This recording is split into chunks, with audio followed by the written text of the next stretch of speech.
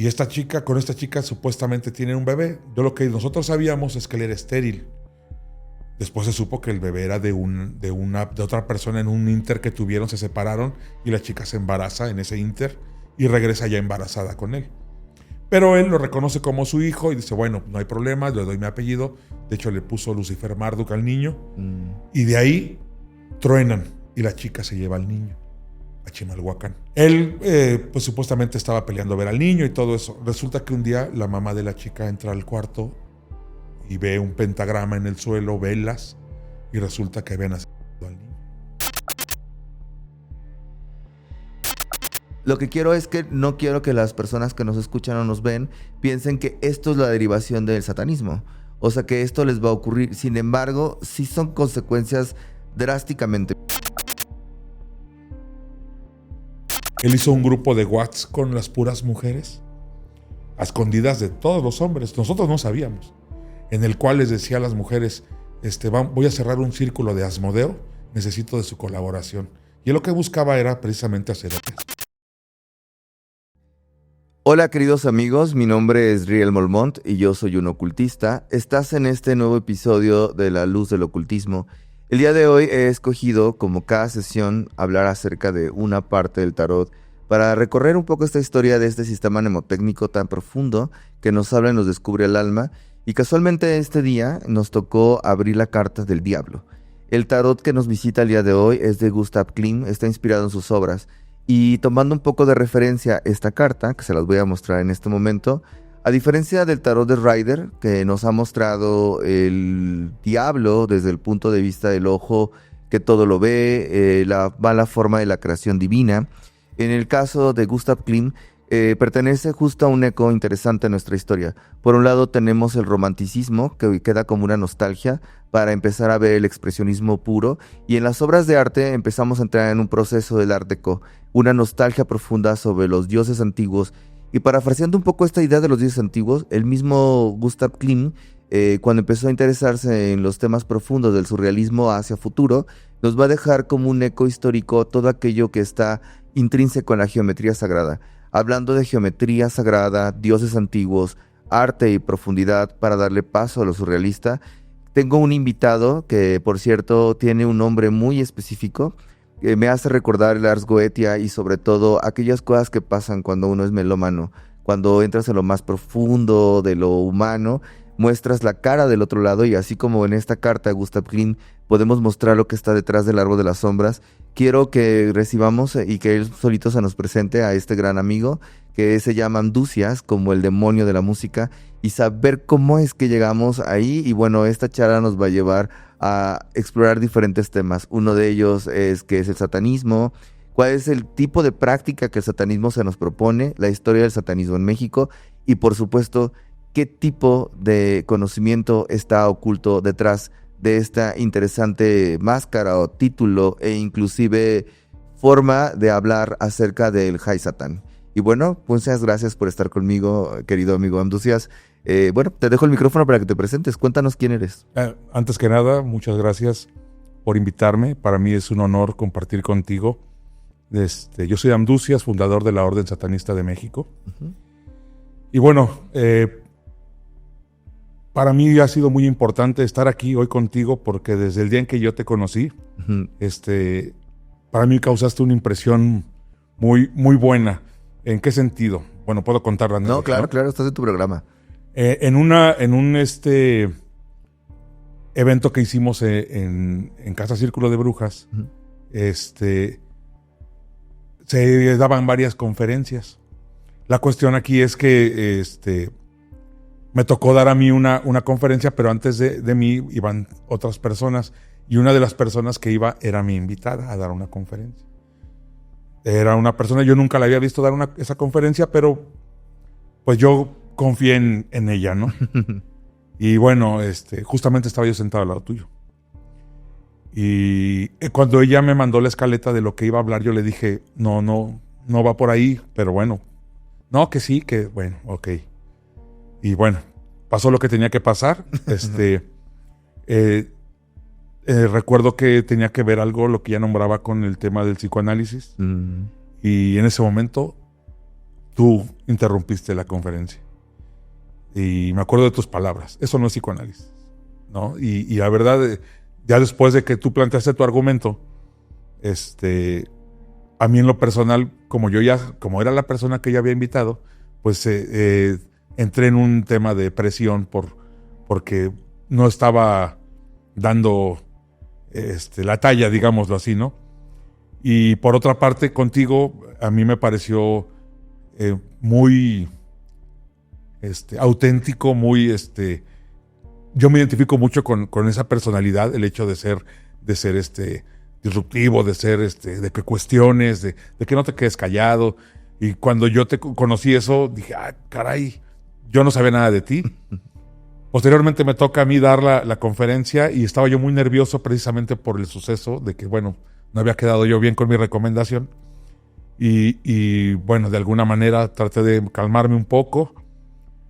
Ya no me pude concentrar al 100. Recordarás que yo te estaba pregunte para que participaras conmigo, precisamente claro. Por eso. No tenía ni idea de que eso había pasado.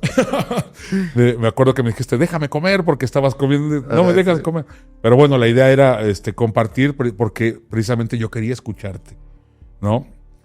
Finalmente, después de las conferencias y todo, pudimos compartir un ratito. Así es. Y de ahí quedamos en volvernos a ver y todo, pero bueno, entiendo que pues nuestras labores nos lo han impedido. Y el estar hoy aquí, cuando tú me hiciste el favor de invitarme, no lo pensé dos veces, ¿no? La idea es, yo siento que tú eres una persona de la cual se le puede aprender bastante. Muchas gracias. Y la verdad es que yo te soy honesto, parte de mi filosofía es justamente rodearme de personas mejores que yo. Y en ese sentido yo te considero, te he escuchado hablar, vi un podcast tuyo donde tú participas y la verdad considero que eres una persona que se le puede aprender bastante. En ese sentido, pues lo que yo pueda aportarte a ti, no sé qué tanto pueda hacer, yo estoy con todo el gusto. No, hombre, después de esas rosas negras, muchísimas gracias.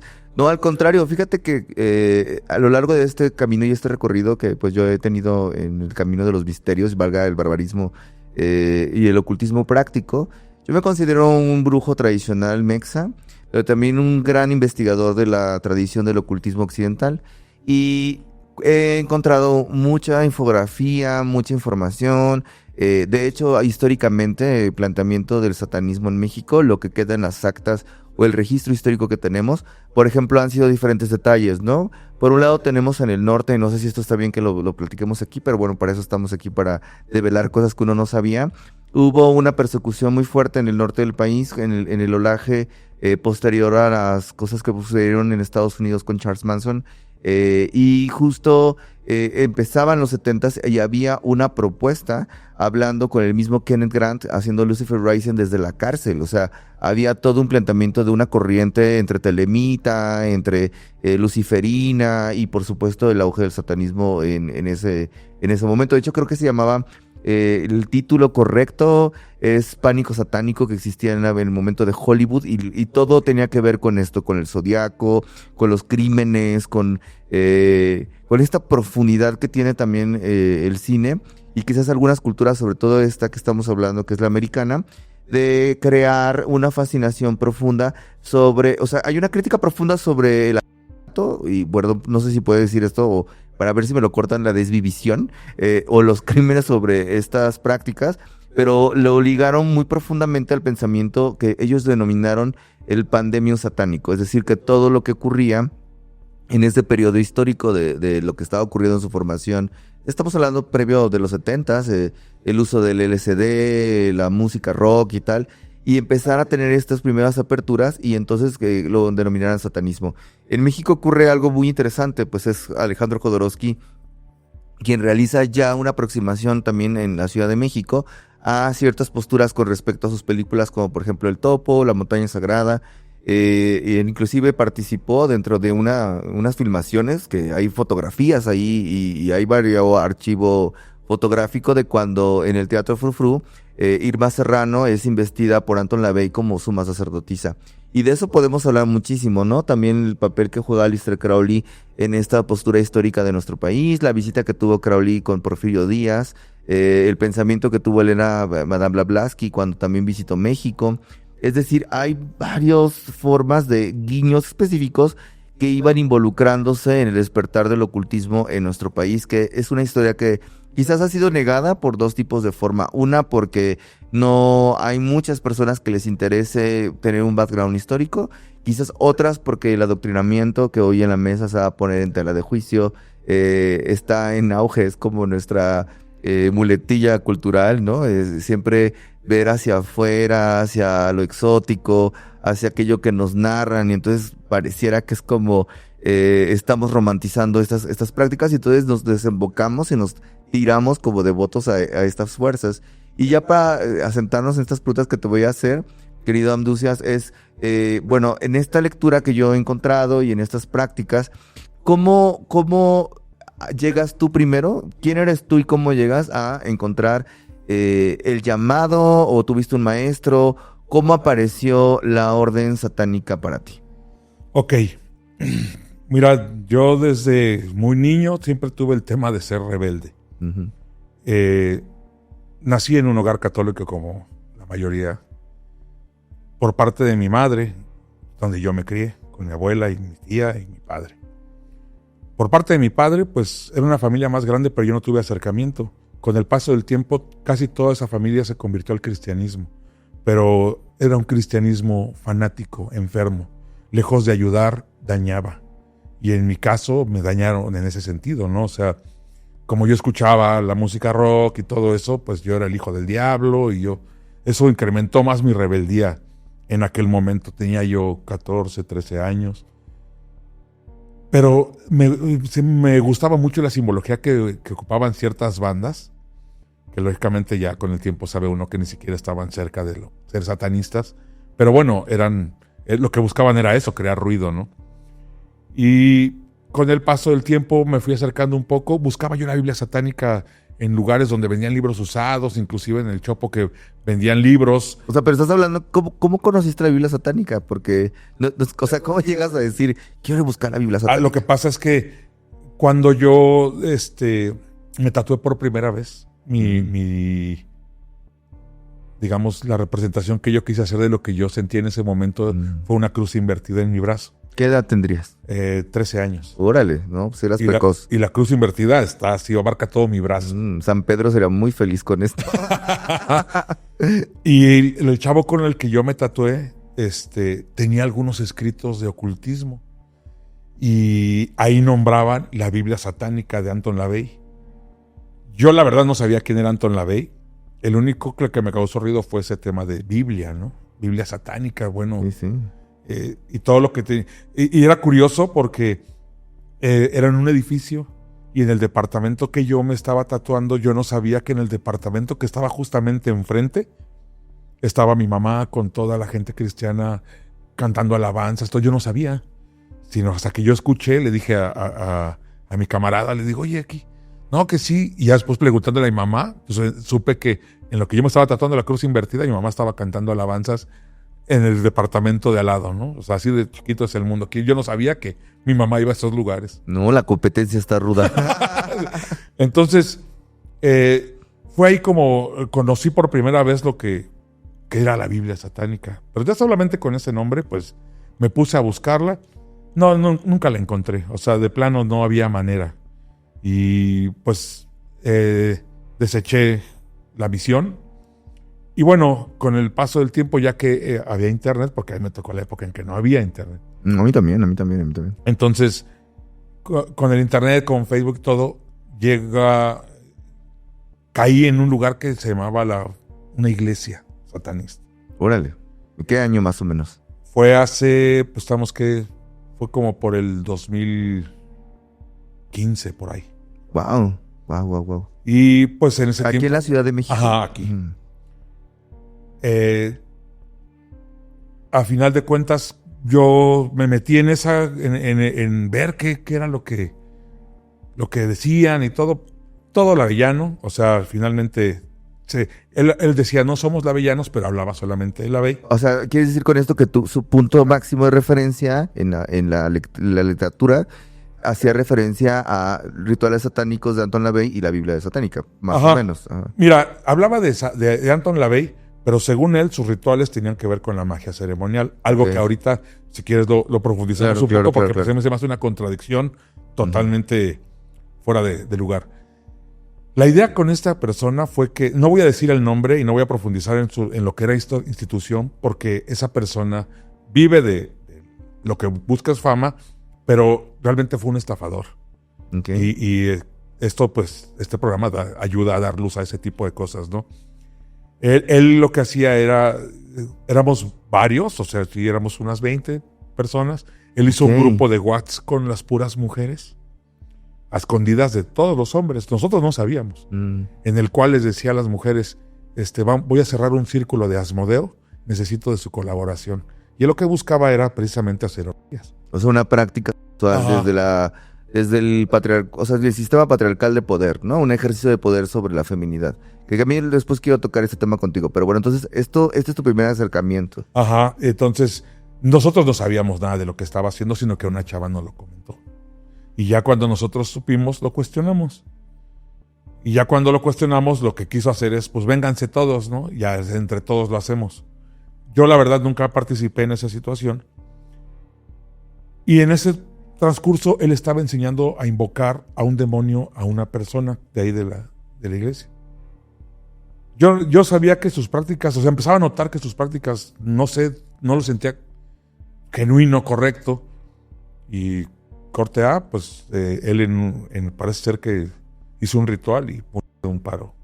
Esta persona. Ajá, que era un amigo mío. Un amigo tuyo. Esta persona sería como un obispo, un sacerdote negro. ¿Cuál sería en ese momento como la nomenclatura en la cual llamarías? Porque hablamos de iglesia. Entonces, iglesia tiene que ver con fundamento. Fundamento tiene que ver con pilares. Pilares tiene que ver con revelación apostólica, imposición, iniciación. Nada de eso había. Nada de eso. Nada había. más O sea, era él cuestión solo de se llamó la iglesia satánica. iglesia satanista. Ok, satanista. Ajá, Bueno, ok. bueno, ahora entendemos por qué hablaba tanto la B, porque bueno, la Chelosaita, pues, la iglesia de Satán.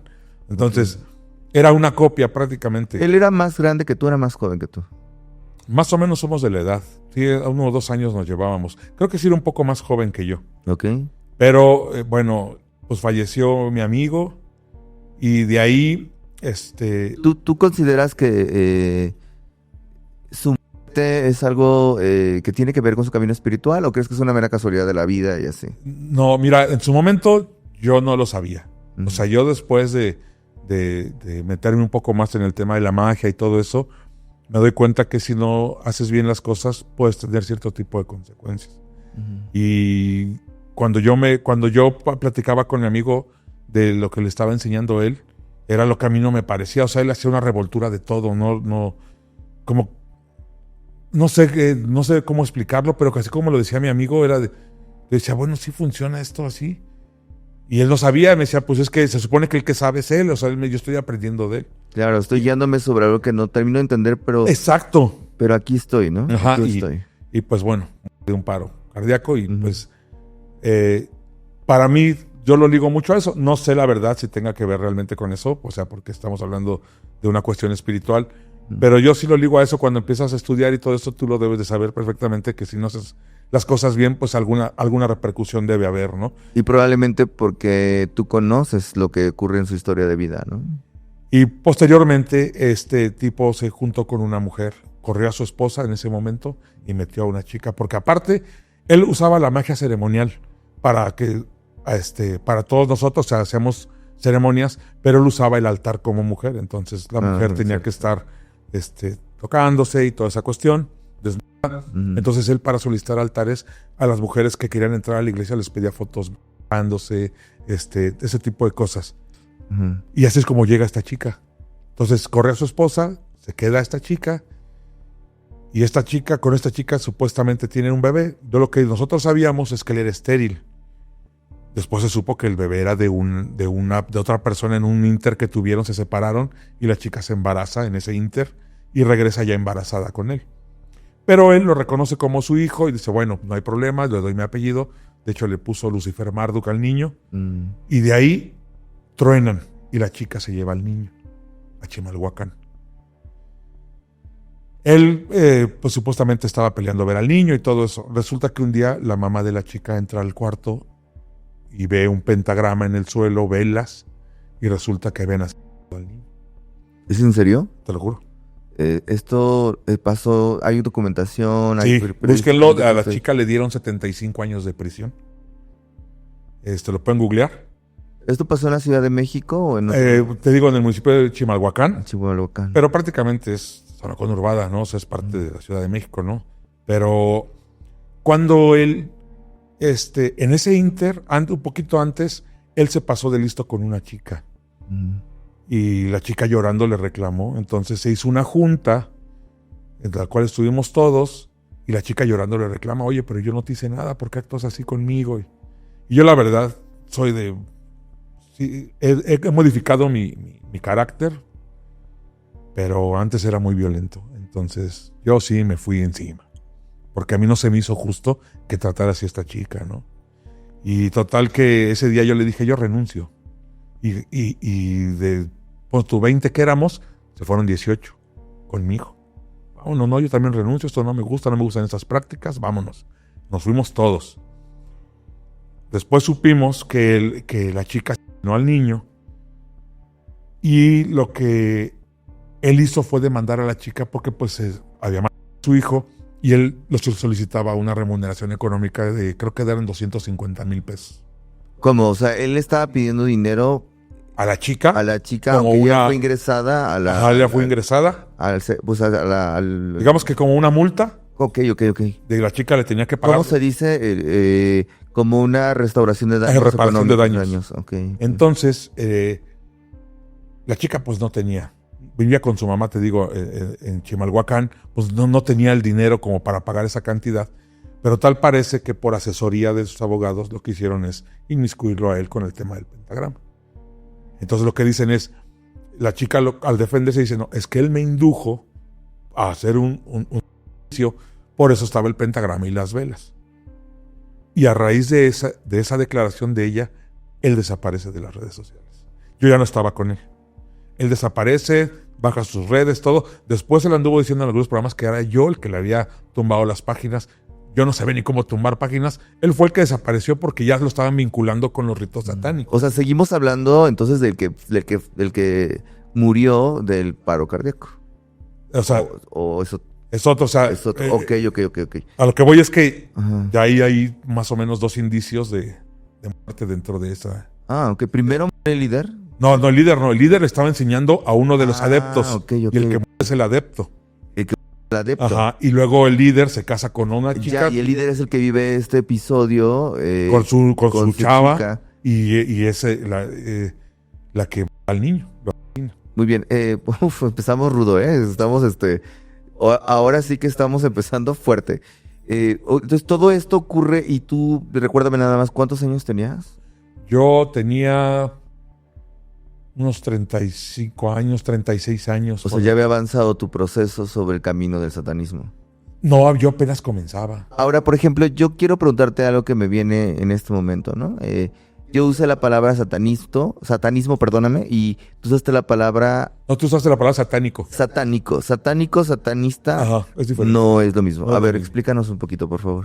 Tiene que ver solamente con, digamos, la connotación que se le da. Satánico prácticamente puede ser cualquiera que se identifique con la simbología, a lo mejor con la música de black metal, pero realmente no es un practicante. El satanista, por esa terminación ista, es un practicante. ¿Y el satanista puede ser teísta o ateísta? Ajá. En este caso, bueno, son las 2 corrientes que más se conocen. Nosotros como orden lo que practicamos es el satanismo gnóstico, que no se liga a ninguna de esas 2. Tal vez ahorita que llegamos a ese punto te lo explico. Wow, sí. Perdón, volviendo a este punto, porque aquí quiero que vayamos como ir literalmente desglosando. Creo que aparte de esto nunca lo habías contado en ningún otro lugar. No. Te lo agradezco mucho, porque esta idea del programa también es como enseñar, mostrar. O sea, lo que quiero es que no quiero que las personas que nos escuchan o nos ven piensen que esto es la derivación del satanismo. O sea, que esto les va a ocurrir. Sin embargo, sí son consecuencias drásticamente. Mira, te voy a poner un ejemplo. Cuando yo platico con un amigo que hace prácticas, que tiene la adoración débica hacia el gurú, la figura del gurú, yo le he dicho muchas veces, y creo que esto va a salir en otros de sus episodios, es un spoiler. Qué peligroso también, sí que bello es hablar de la figura de la imposición de una divinidad exótica en Medio Oriente, en Oriente, en la India, Osho, Ramdas, ¿no? Pero sin embargo, inclusive Krishnamurti, pero qué peligroso, porque también la figura, religiosamente hablando, la religiosidad de esas personas puede llegar a un momento de shock y a lo mejor yo puedo caer en las garras de una secta o de un grupo tradicional espiritual que al final va a perjudicarme. Y hay un tipo de personalidad. Evidentemente, si yo ya entiendo que estas prácticas ocurren y hay muchísimos documentales al respecto, con respecto a las sectas específicamente del pensamiento oriental, o por ejemplo, los nuevos nexos del pensamiento capitalista con el neo-coaching, y ahora lo estamos viendo aplastando las figuras inclusive deportivas por personajes que ustedes ven en las redes que se autodenominan maestros o opiniones o líderes de opinión. Entonces todo esto se sobreentiende inclusive cuando tienes un background específicamente de valores, de familia. Pero cuando hablas del satanismo, yo creo que lo primero que te viene a la mente son estos temas, ¿no? O estas prácticas, donde todo va a acabar desde el bebé de Rosemary, así, terrible, ¿no? O estas prácticas ansáricas que, por cierto, así vimos en la conversación con respecto a este miedo de los 70s hacia los 90 de lo que era el satanismo. Y entonces aquí es donde quiero aterrizarlo. Esto te va ocurriendo a ti. O sea, digamos, esta es la historia en cómo tú te aproximaste al satanismo. Sí. Y te lo digo porque con mucho respeto y con mucho cariño, yo considero que actualmente hay muchas personas que dan opiniones sobre el satanismo e inclusive me tocó una vez participar para un episodio de History y hablaban acerca de los cultos satánicos y esto es lo que ellos querían oír. O sea, esto es lo que ellos me preguntaban y estas son las prácticas que querían oír y yo en realidad les decía, no, a ver, el satanismo tiene esta línea histórica como el sufranismo y otras prácticas disruptivas, inclusive la magia. Sin embargo, siento que en ese tiempo del morbo, estas historias son tan dramáticas por el título, que puede ocurrir en el cristianismo, que puede ocurrir con sectas orientales, que puede ocurrir con la buena brujería de la New Age, y también conozco grupos que son sumamente sectarios, que hasta tatúan a sus alumnos, hasta les deciden qué es lo que tienen que hacer, y aparentemente son líneas wiccas o celtas o tal. Pero a ver, entonces, esto te ocurre a ti, y esto es importante que lo mencionemos porque me parece también que es algo que nadie lo ha contado, y últimamente, que bueno, ¿no? Las nuevas generaciones han abrevado de un satanismo o un mecanismo de este tipo de trabajo donde está más soft, o sea, donde su proceso evidentemente ya está con mucha más literatura, menos prejuicios, menos cosas. Pero entonces a ti te toca vivir este primer acercamiento al satanismo desde una manera bastante agresiva. Bastante. ¿Qué pasó por tu cabeza cuando estabas viviendo eso y escuchas lo del bebito, y de pronto, ¿cómo cuestionaste eso? ¿Cómo hiciste resiliencia con eso?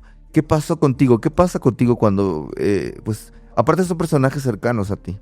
Sí, mira, ya venía con ciertas historias, él tenía muy buenas ideas, o sea, él se vendía bastante bien, o sea, eso sí tengo que reconocerlo, era un gran vendedor, tenía mucha labia, entonces organizábamos eventos, organizamos uno que se llamaba el Festival del Fuego, Okay. En el cual hubo bandas de heavy metal, de black metal, hubo una galería de arte y todo ese tipo de cosas.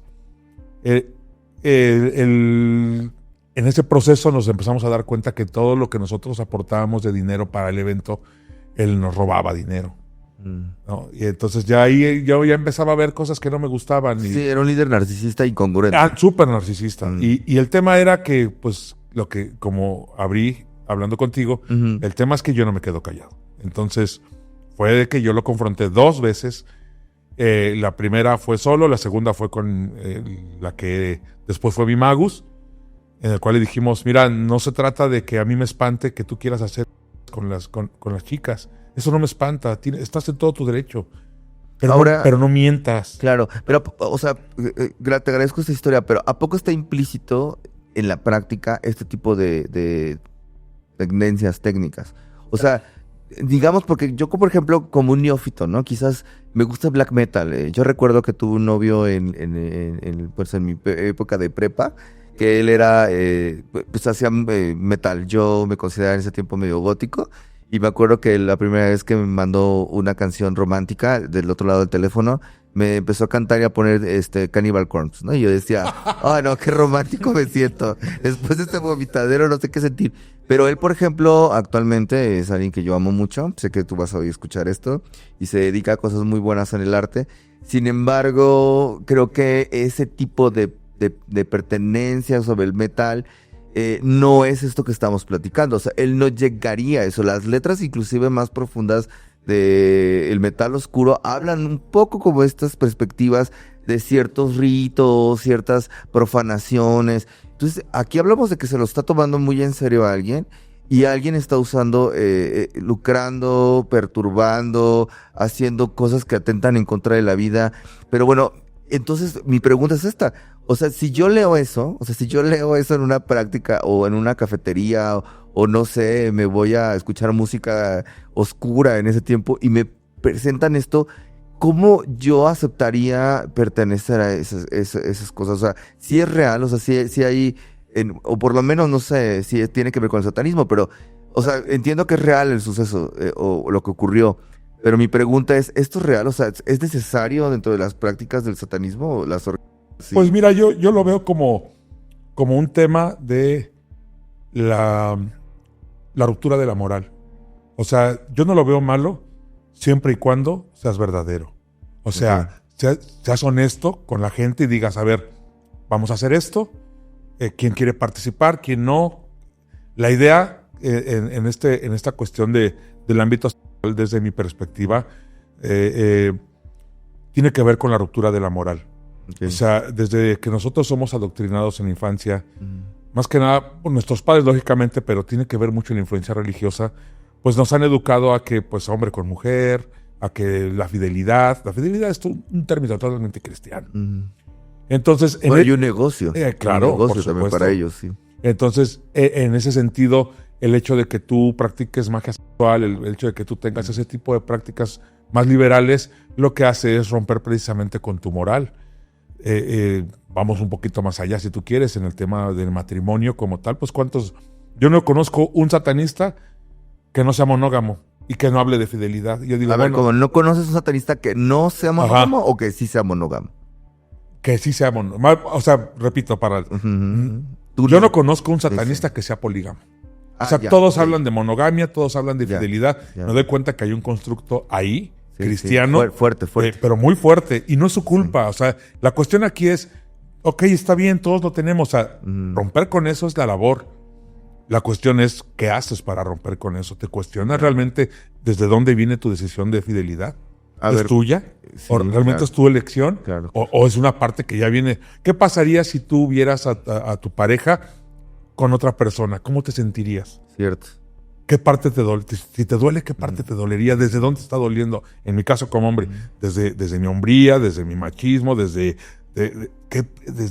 qué? Desde que ya no eres mía, ya no te siento mía, por esa cuestión de posesión. O sea, ¿desde dónde me está dañando? Para conocer ese tipo de cosas. Y solamente es rompiendo tu moral, rompiéndote todo. Ahora, quiero aterrizar un poco es que esto es una bombaza, ¿no?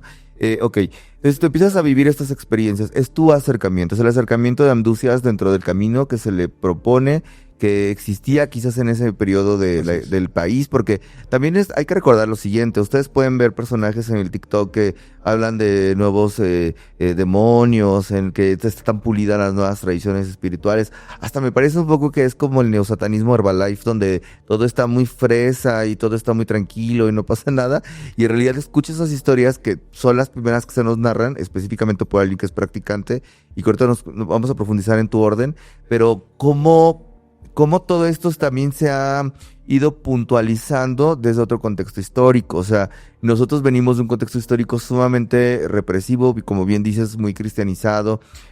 Hasta yo creo que el más agnóstico de los agnósticos hasta hace unos años era súper guadalupano por una etnia cultural, tratar a las apreciaciones divinas o ciertas escuelas como tratamos a los santos y queremos que ya nos cumplan así fantasías y tal. Pero bueno, entonces te ocurre todo esto, ocurren esos sucesos desafortunados. Personas que son practicantes contigo de esta línea, que podría yo pensar, llamarlo sí una secta en este momento, Por supuesto. muy sectaria. ¿Cómo, o sea, todo esto termina, en qué momento tú decides tomar el liderazgo de una corriente satánica? Justamente cuando yo renuncio y se va la mayoría conmigo, de ahí lo que yo hago es, o sea, algo que a mí me gustó mucho dentro de lo que hacíamos era esparcir lo que en ese momento se desconocía del satanismo.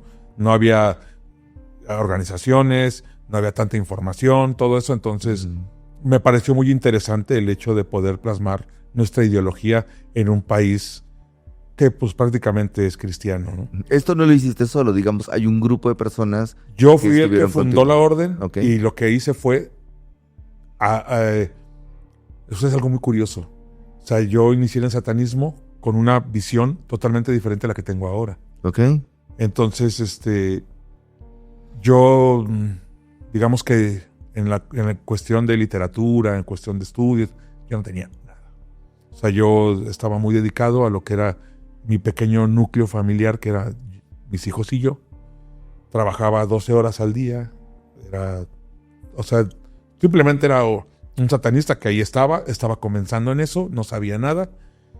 Pero yo vi que en el grupo que nos fuimos había gente que sabía más que yo. Y entonces yo les propuse, les digo, oigan, ¿por qué no hacemos esto? O sea, tengo esta idea, tengo esto, digo, separarnos un poquito de lo labellano.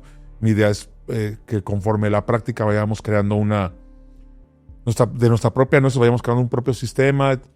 Y de ahí nació. Entonces éramos 6 los que iniciamos con esto. En un principio nada más éramos los otros 6. Y la idea era pues estudiar, tener práctica y ceremonias y todo para nosotros. Pero empezó a haber con la página de Facebook y todo, empezó a haber mucha solicitud de gente. Más o menos, ¿en qué año ya fue esto? Ha de haber sido como por el 2016, 2017. Ok. 2016 se fundó el 15 de diciembre. O sea, el 15 de diciembre de 2017 se funda la Orden 16. La Orden Satanista de México. La palabra orden, a diferencia de iglesia, por ejemplo, que estábamos hablando de esta tendencia labellana, para quien no nos entienda, está basado en los principios de la iglesia satánica americana de Anton LaVey, que por cierto, Anton LaVey asimismo también fue aprendiz de Aleister Crowley, que ya vamos a ir aterrizando hacia allá. Pero bueno, tú fundas con tus hermanos una orden. Claro. ¿Por qué una orden y no una iglesia? ¿Por qué no el culto? ¿Por qué la palabra orden? La idea era precisamente separarnos de ese constructo cristiano que todos han manejado, porque hoy por hoy me doy cuenta que sí hay un problema con eso, ¿no? O sea, yo estoy en contra de seguir perpetuando de lo que estamos en contra. Y el hecho de llamar Biblia a tu libro, el hecho de llamar iglesia a tu organización, el hecho de seguir a una persona que yo respetaba mucho, la verdad, pero que dijo, es que en ese ámbito del satanismo, si era religión o era un camino filosófico, él lo que dice es que, lo dijo así, el satanismo es una religión porque lo dijo LaVey, lo dijo Michael Ford y lo dijo Michael Aquino. ¿Por qué? Porque tiene bautizo, tiene bodas y tiene funerales. Sí, tiene, ¿cómo se dice esto? Servicios religiosos, ¿no? A lo cual a mí se me hace una completa aberración, porque como satanista no puedes perpetuar ni siquiera los sacramentos. Bueno, pero LaVey viene de una familia construida sumamente cristiana. Creo que no me acuerdo si es protestante propiamente y católica. Ajá. Y entonces tiene una mezcolanza entre las dos, porque también recordemos que a aquellos que le gusta la magia, el mismo Alexander, que funda la Wicca alejandrina, tuvo sus prácticas de magia negra y misas negras y todo eso que platicabas con esta estructura de usar a la mujer. Ahorita vamos a hablar de ese tema también. Pero bueno, entonces ustedes entienden como a LaVey sería como esto que existe, ¿no? Esto que está surgiendo de nuevo, está surgiendo no solo con la música, con la contracultura, y de pronto mencionas también, por ejemplo, a Aquino, ¿no? Que Aquino, creo que si no corrígeme, tiene un acercamiento más profundo a la idea de Set y la disrupción del mal, como seres que ya tienen que ver con otra postura, ya no estamos, como decirlo, ya no estamos adolescentes, ya lo estamos viendo desde otro lugar, aunque claro, Anton LaVey tiene su gran acierto al nombrar aquello que no se conocía, ¿no? Inclusive salió en la película de Rosemary, era el diablo. Okay. Anton LaVey hizo música, era un hombre gigante, hacía música. Su misma familia, creo que solamente su hija fue la que, no sé si sigue viva, ahorita te pregunto eso, siguió todavía también esa línea. Aquino, por ejemplo, me parece que también viene de una construcción militarizada, entonces tiene una construcción mucho más formal en el pensamiento, en su pensamiento político, en su pensamiento dicotómico.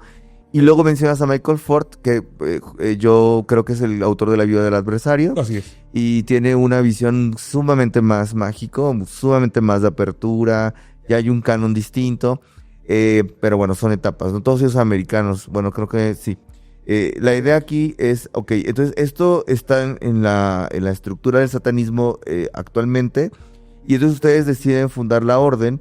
¿Y no les dio, o no te dio miedo que estas historias tan macabras que suenan de pronto, con estos sucesos tan desafortunados, los persiguieran como una mala reputación? Bueno, de entrada siempre ha sido así. Precisamente, también era en su momento el fin de la orden, el quitar ese gran mito que existía detrás de nosotros. Pero pues poco a poco se fue modificando el fin, ¿no? Pero eso fue uno de los principales, el hecho de desmitificar al satanismo. Por eso hacíamos eventos públicos, para que la gente nos conociera, para hablar un poco acerca de lo que la gente en común tenía la idea de lo que es el satanismo y de lo que nosotros hacíamos. Tú lo acabas de decir, a Anton LaVey, mucha gente, yo cuando critico lo que es el laveyano, lo critico desde el club de fans. Yo no critico a LaVey. Para mí LaVey, si no fuera por LaVey, todos los que estamos ahorita no existiríamos como tal dentro del satanismo filosófico. Entonces, LaVey dio un paso muy importante. También hay que entender el contexto histórico en el cual él escribió. En el mundo de 1966, donde se fundó la Church of Satan, ese mundo hoy no existe para nada. Ha cambiado todo. La visión ha cambiado. Entonces hay cosas que a lo mejor en su momento servían, hoy ya no funcionan. Y en el proceso evolutivo del satanista, uno tiene que ir desechando lo que ya no funciona. Por eso para mí el nombrar una religión queda fuera, porque no puedes ser dogmático, o sea, no puedes quedarte en una línea. En ese proceso evolutivo va a haber cosas que ya no te funcionan, las desechas y vienen cosas nuevas, ¿no? Que te van a seguir haciendo crecer. Entonces, a mí se me hace, por eso te digo, me causa mucho conflicto el hecho de que hoy por hoy se vea a Anton LaVey como el único que habla acerca del satanismo y que lo que él dijo es una ley y de ahí no te puedes salir. Se me hace complicado sobre todo que venga de un satanista, que lo diga alguien así, ¿no? Que, bueno, entonces, ¿dónde está la evolución? ¿Dónde está tu trabajo personal? ¿Por qué no puedes plasmar tu propia gnosis, tu propia experiencia? Ok, con esto que hemos platicado me hace pensar aquellos que están ya metidos, inmersos en la actualidad del satanismo, o aquellos que se están empezando a querer acercar a él, y de pronto me avientas esta, ¿cómo se puede decir? Sí, argamedón, ¿no? Así me lo avientas y me dices, aquí está, esto lo que nos pasó, lo que yo viví. Quiero aterrizar un poco la idea por lo siguiente. Quiere decir que la orden que tú practicas, evidentemente actualmente no es partidaria de todas estas prácticas que vivieron con estas personas. No, de hecho, cuando nosotros nos separamos y estábamos nosotros 6, sí teníamos todavía la influencia de lo que era la magia ceremonial. Te repito, yo era un completo ignorante. ¿Por qué dices que es contraria? O sea, porque parece una contradicción. ¿La magia ceremonial? La magia ceremonial con el satanismo. Bueno, en el sentido de que lo que hacíamos nosotros con la magia ceremonial, y es lo que veo que hacen hoy por hoy, la Goetia es uno de los libros más sonados por el tema del trabajo con demonios. Uh-huh. Para mí es una contradicción, porque el satanismo es una rama del sendero izquierdo. Okay. Como tal, el sendero izquierdo lo que hace es quitar todo el concepto de Dios y no ver al demonio como un sirviente, no ver al demonio como un esclavo y no ver al demonio como alguien que yo puedo mandar a mi placer, sino todo lo contrario. Se ve como alguien que es amigable hacia nosotros, es como alguien que no nos va a causar daño, por eso nosotros no usamos el círculo de protección que usaba Crowley, ni el triángulo de evocación con los nombres de arcángeles y los 72 nombres de Dios. Afortunadamente, escritores como Michael Ford, que son los que empiezan a erradicar ese tipo de influencia judía dentro de la magia ceremonial para poder crear un propio sistema dentro del sendero izquierdo. Y lo más importante es erradicar la figura de Dios, dándole otro concepto a lo que es la demonología, pues. Claro. Bueno, Aleister Crowley no tiene, de hecho no lo considero yo, bueno, es una opinión personal, perteneciente al sendero izquierdo. También es cierto. O sea, Aleister Crowley pertenece hacia la Telema, estuvo en la Otto, fue masón. Dicen que fue practicante de la Golden Dawn, que aquellos que practicamos la Golden Dawn sabemos que pues estuvo literal de paso, ¿no? Algunos otros decimos que a veces parece como que Gerald Gardner, el fundador de una de las líneas de la Wicca moderna, era el que le copiaba el examen a Aleister por el tipo de ritualista que era. Pero bueno, yo creo que él no opería, aunque él se hizo llamar la bestia y eso que podemos encontrar en este intento de, aparte de sobajarlo. Fíjate que hace poco yo leía otra cosa en los TikToks, porque uno tiene que saber a lo que nos estamos dedicando, y de pronto escuché muchas críticas, que está muy bien que lo hagan ahora muchas hermanas, sobre todo mujeres, y aquellos que buscan la deconstrucción, de que no genericemos o busquemos empoderar personajes, lo hablo por él y por otros, que pues sí pudieron ser muy, muy misóginos, muy agresivos, que eran contexto básicamente de su época. O sea, nosotros venimos de un ocultismo del siglo XIX, donde ni los negros, ni las mujeres, ni los homosexuales, ni cierto tipo de prácticas eran pertenecientes a este tipo de trabajo, ¿no? Y por otro lado, me parece que también la magia ceremonial de ese aspecto, como bien dices, está mezclada del judeocristianismo, pero por también una necesidad de ellos mismos de no terminar siendo perseguidos por este miedo tan oscuro que es asemejarlo al demonio, ¿no? Y con esto entonces tú fundas esta orden, entonces hacen estas prácticas, ustedes empiezan a reconstruir de alguna manera estos cimientos. Te decía yo que ustedes no son partícipes de esto, porque qué tal que, o sea, todo lo que hemos platicado seguramente es lo que tu abuelita o tu mamá sienten cuando le dices ya me volví satánico, ¿no? Es como me van a matar, van a ocurrir estas cosas, que también hay que tener ojo, que una cosa es la magia y el pensamiento mágico, y otra también a lo mejor son consecuencias o patologías clínicas que ya una persona practicante de cualquier sendero tiene, ¿no? Como el narcisismo, los sociópatas, o sea, hay una tendencia fuerte sobre lo que estamos platicando porque, bueno, la religiosidad tiene que ver con eso, pero bueno, entonces, ustedes no son partícipes de estas cosas, pero ¿cuándo fue cuando por fin se alejaron de este estigma? Te digo que al principio, como yo no era partícipe de la magia, prácticamente había gente dentro de la Orden de los Seis que conocían más que yo y eran los encargados de hacer los rituales porque practicaban la magia y todo eso. Ya. Y ellos traían toda la influencia de Aleister Crowley. Uh-huh. Entonces, estaba a usar el altar y todo. Y sí usábamos un altar, pero no tenía nada que ver con con ese tipo de prácticas. Sí, no. Con esto quiero entender que ustedes se alejaron de la cosificación del altar femenino, como en la misa, porque Aleister Crowley tiene un libro, por ustedes quieren empezar a documentarse, que se llama La Misa Gnóstica. La Misa Católica Gnóstica. La Misa Católica Gnóstica. Y Anton LaVey hace esas prácticas, creo que inclusive una de sus hijas hacía esas prácticas como sacerdotisa, siendo ella el receptáculo del templo, de la profanación. Pero a ver, entonces, ¿ustedes por qué deciden no irse por ahí? Eso se hacía hace unos años, te digo, porque ellos oficiaban.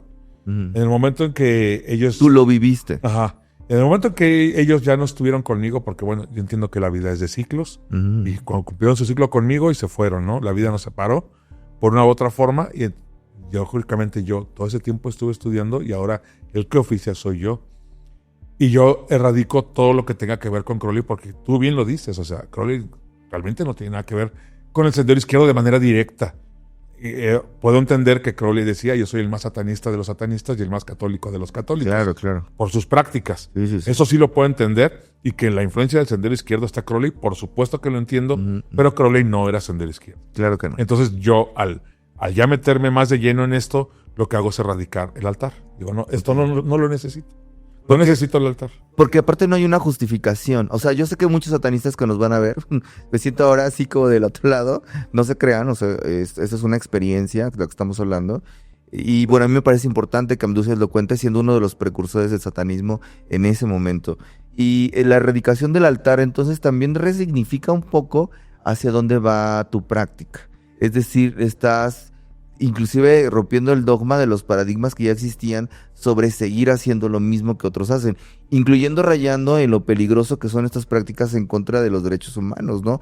O a lo mejor inclusive era muy bien visto como lo ocurre en la brujería con los desnudos rituales, que son una práctica necesaria para quebrar a lo mejor un paradigma postvictoriano, conservador, en la posición cristianismo, pero ya ahorita no son necesarios, o sea, es demasiado el exceso sobrecargado del otro lado, pero entonces ustedes quitan el altar, pero a ver, en esta reconstrucción de la orden, ustedes como fundadores, tú como fundador, hacia atrás, en el actual satanismo que vivimos hoy, ¿qué serían las cosas que no podrían existir en tu orden? ¿Qué sería lo que no permitirías? O sea, porque volvemos a la idea de esta cosa que se habla de beber sangre, las orgías, humanos, toda esta cosa hollywoodense, que bueno, ocurre cuando alguien no está en sus cabales, pero no lo hace un practicante, o sea, no hace que esos crímenes se cometan porque él hace satanismo, sino porque él ya tenía una tendencia mucho, o esas personas tienen una tendencia clínica hacia eso, pero ustedes como orden, ¿cuáles serían como sus reglas? Quizás no de valores dogmáticos, pero sí que no ocurriría. Mira, dentro de la orden, mi magus era una chica trans. Creo que sí la conocí. Y existe también gente de la comunidad dentro de mi orden. Y justamente cuando entró gente nueva, antes no tenía yo filtros para entrar. Te voy a ser honesto, a veces había una cuestión del ego de querer ser una organización grande y todo, cosa que hoy por hoy no me interesa para nada. Pero en su momento yo aceptaba a quien llegara, ¿no? Y hubo un detalle con un tipo que lo que me dijo a mí es, ¿cómo es posible que... ¿Lo puedo decir como me lo dijo? Claro. Dice, ¿cómo es posible que acepten jotos en el satanismo? Y a mí eso me molestó. Vas para afuera. O sea, de plano. ¿Por qué? Porque de entrada pues debe de haber un respeto, ¿no? Eres satanista, predicas la libertad, pero te molesta que alguien sea libre de escoger o de elegir su vida. O sea, hay cosas que a mí no me cuadran todavía en ese sentido. Con respecto a los rituales, mira, el sendero izquierdo parte de la transgresión, llegar a la purificación por medio de ella. En ese sentido, yo no es que esté en contra de los rituales animales o humanos, yo no lo hago porque no lo necesito. ¿Por qué? Porque yo no estoy adorando a una deidad. Claro, y no todo práctica de sacrificio ritual tiene necesariamente que ser darle cuello a un pollo, ¿no? A un animal. Pero por decir, el satanismo tradicional que practican ciertas organizaciones internacionales como la Orden de los 9 Ángulos, ellos sí sacrifican humanos y satanismo. ¿Y tú crees que puedes decir eso así a nuestras cámaras? Pues es parte de lo que existe. Pero ¿y eso se sabe a nivel internacional? Sí, que ellos... ¿Y no hay una persecución con respecto a eso? Lo que pasa es que ni siquiera se sabe. Se sabe que el líder de la Orden de los 9 Ángulos es un personaje que se llama Anton Long, pero no se sabe quién es, o al menos no se sabía quién es. O sea, se sabe que es Anton Long, pero no se sabe a ciencia cierta quién es. Ellos, simplemente para entrar con ellos te abandonan en un bosque durante cierto tiempo para fortalecer tu espíritu. Tú tienes que sobrevivir, ya sea manteniendo encontrando tu comida, tu agua. Tú tienes que sobrevivir, no sé, un mes, por decirlo. Lo que se ha escuchado es que durante ese mes, si tú abortas la misión y regresas, tú solito te estás ofreciendo en sacrificio por ser débil de espíritu. Entonces solamente los que son fuertes de espíritu sobreviven. Ya cuando te das cuenta que hay ciertas facciones de la Orden de los 9 Ángulos que se distan un poco de la otra parte de su filosofía que representa el crecimiento del ser humano, te das cuenta que parte de esa organización tiene que ver con el terrorismo y el racismo.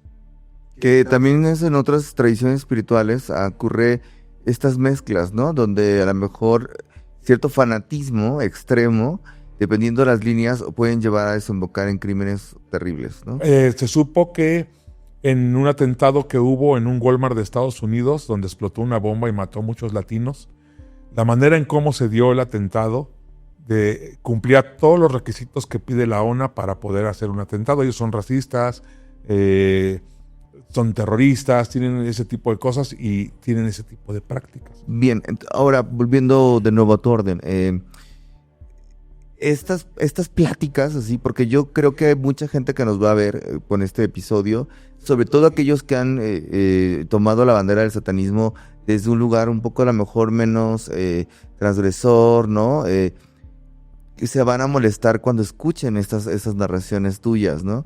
Pero bueno, digamos, cuando fundan ustedes la orden y que lo llevan a otro espacio, a otro lugar, aparte de la diversidad sexual y la no cosificación sobre la mujer, que está pleno en nuestra nueva actualidad, como orden, ¿por qué tendría una persona que adherirse con ustedes? Bueno, de entrada la orden ya no busca adeptos. Los pocos que tenemos, con esos me quedo por hoy. O sea, yo ya no es algo que me atraiga, ni que quiera, ni que necesite. La idea precisamente era ofrecer algo diferente dentro del satanismo, que te digo que nos separamos del ateísta y de lo que es teísta, y la idea es trabajar con los adeptos y que el adepto en sí forje su propio camino. Yo siempre le he dicho... ¿El adepto te refieres como al estudiante que está con nosotros? Está con nosotros. Entonces, nosotros dentro de lo que es el camino mágico y dentro de lo que es el camino filosófico, lo que buscamos es que el adepto encuentre su propio camino. Hay algo que platicábamos fuera del aire, que me gustó mucho, que tú nombraste, acerca de tus alumnos cuando se separan. Y yo siento que ese es el mayor logro que puede tener un maestro, hacer que sus alumnos ya no lo necesiten. Y en ese sentido yo pienso que dentro del satanismo yo no puedo tener a mis adeptos durante 10 años. O sea, porque entonces... Es incongruente. Ya los estanqué. Ellos tienen que hacer su propio camino y buscarle, ¿no? El tiempo que estén conmigo yo estoy feliz, pero yo sé que en algún punto la vida va a decir, sabes que yo hasta aquí llego y aquí emprendo mi camino. No sé a dónde, igual me puede pasar a mí. En algún punto decir, sabes qué, pues hasta aquí llegué yo y vámonos. O sea, ya voy para otro lado. Me queda claro que no va a ser hacia el sendero derecho, eso sí me queda muy claro. Pero considero que el satanismo puede ser un escalón hacia algo más. Porque en el proceso evolutivo del satanista, pues yo no me veo hablando 20 años acerca de lo mismo. O sea, entonces, ¿en dónde está mi evolución si no hablo siempre de la Bey, por decirlo? Sí, no, puede ser más tifoniano, más etita, quizás a lo mejor inclusive otras líneas, ¿no? Claro, por supuesto. Que no tienen que ver, les recuerdo, con los humanos. O sea, esta plática la estamos teniendo porque hay cosas que ustedes nunca escuchan y que la idea también es que se revelen, porque hay cosas que sí existieron, existen y existirán detrás de estas prácticas. No todo es solamente pintarme las uñas de negro, tener una visión temática de Satán, un Baphomet en mi mochila de peluche, usar la bubus, ¿no? Para que me posesionen, estar bien entrado en la ouija, o todo es pachanga y orgía, ¿no? O sea, hay un sentido también duro en cada uno de los procesos de los caminos espirituales. Bien, entonces, bueno, ya se funda la orden, esta es la práctica que ustedes hacen, ustedes no buscan adeptos, sin embargo, mi pregunta o esto que me llama la atención ahorita, ¿ustedes han estado buscando regulaciones? ¿Tienen algún formato donde otras órdenes los reconozcan? ¿En México se registraron? ¿O cómo funciona esto? Mira, en algún punto, cuando yo inicié en el satanismo, yo tenía la firme idea de que el satanismo era una religión. Repito, desde mi ignorancia. Hay un punto de quiebre en mi vida en el cual yo desecho completamente esa idea. Claro, no es una religión para ti. Para mí no. Ni para tu orden. Ni para mi orden. Es un sendero filosófico en el cual, pues, vas en contra del dogma. Y es algo que mucha gente me critica, porque yo digo, bueno, es que el satanismo en su lucha contra el dogma se volvió dogmático. Y entonces ya no, resulta que si piensas diferente, ya no eres bien visto. ¿Hay pactos dentro de la orden? Hay iniciación. La iniciación tiene que ver con el hecho de que el propio adepto haga un pacto consigo mismo de abrirse al sendero de la oscuridad, al trabajo interno, al reconocimiento de demonios. Y tiene que ver también con un trabajo, y lo digo abiertamente, con un trabajo de terapia psicológica. Okay. O sea, porque bien tú nombraste hace rato que mucha gente que busca en diferentes sectas o diferentes movimientos o inclusive en el satanismo ya traen cierto tipo de problemas de personalidad. Y algo de lo cual tiene una base en nuestro sistema mágico que no está completo todavía es precisamente el hecho de tomar terapia psicológica. La que yo recomiendo es ir directamente al psicoanálisis como tal. Ok. ¿Te gusta el psicoanálisis? Me encanta el psicoanálisis porque para mí me ha adentrado. Yo la terapia que tomo es con psicoanálisis precisamente. Ese psicoanalista sí debe tomarte de tila o una chela antes de escuchar tus historias. Sí. Y la verdad es que es lo que yo recomiendo porque el sentido que yo le doy a la libertad tiene que ver mucho con el sentido que Spinoza le daba a la libertad. Wow. Y Spinoza decía, libertad es precisamente conocer las causas que te condicionan. Tú trabajas con demonios. ¿Qué son los demonios para ti? Híjole, para mí, partiendo de que tendría que profundizar mucho en esa cuestión, pero yo no los veo como entidades, sino yo los veo como partes del inconsciente. Okay. Entonces, en el sistema mágico, en un trabajo de evocación, lo que hago es liberar a mi inconsciente. Entonces, en el trabajo de evocación, cuando tú lo metes al demonio a materializarse dentro del triángulo de evocación, para mí lo que viene es algo que... O sea, tú tienes que visualizar al demonio dentro del humo que tiene, no sé, el incienso o el carbón. Sí, como una práctica sí ceremonial. Ajá, en tu ritual personal. Como salomónica. Y hay algo ahí que se llama la pareidolia. No sé si has escuchado acerca de eso. Claro. Que es el tema de encontrar formas a las nubes, al humo, a la música. Una asociación simbólica dentro de lo que ocurre, ¿no? Exactamente. Que en realidad es una muestra de tu subconsciencia. Exactamente, es ahí donde nosotros nos manejamos. Porque para eso nosotros sustentamos nuestra ideología con estudios. ¿Qué estudios? Yo tengo un estudio que precisamente tiene que ver con la cuna de los dioses, de dónde nace la necesidad del hombre por creer en Dios. Y entonces nos estamos remontando a millones de años de la evolución de los homínidos. El primero, de lo que se sabe de los primeros homínidos, que viene siendo el Homo habilis, lo que podemos ver es un pequeño crecimiento en el cerebro y en la inteligencia, en su comportamiento. El campo límbico, ¿no? Que después viene la memoria, la evolución reptiliana del cerebro. Sí, después viene lo que es el Homo erectus. El Homo erectus empieza a tener ya conciencia de sí mismo. ¿Ya? Después viene el Homo habilis, no recuerdo el nombre, pero creo que es el primitivo, que él empieza a tener conciencia acerca del pensamiento de los demás. Okay. El Homo sapiens, perdón, primitivo. Sí. Luego viene el Homo sapiens arcaico. Ahí me estoy confundiendo nada más en el primitivo arcaico, que fue primero. Ahí esa etapa de vida lo que hace es que el homínido tenga conciencia sobre sus pensamientos, pero también empiece a pensar en lo que está pensando el otro de sí mismo. Okay. Todo esto tiene que ver con estudios de neurociencia y con estudios de psiquiatría y con descubrimientos arqueológicos. Es muy importante esta parte porque cuando el homínido empieza a pensar qué está pensando el de mí, es cuando se empiezan a descubrir aretes, collares, pulseras, porque ya lo que importaba es tener una apariencia por el que pensaba el de mí. Ok. Y la última parte, que estamos hablando hace cerca de 40,000 años, es algo que se llama la memoria autobiográfica, que es cuando el homínido ya tiene la capacidad de proyectarse hacia su pasado y hacia su futuro. ¿Tú estudias ustedes estudian estas formación para poder deconstruir la idea de la divinidad como monoteísta, o porque en realidad lo que quieren encontrar es que el hombre es su propio Dios?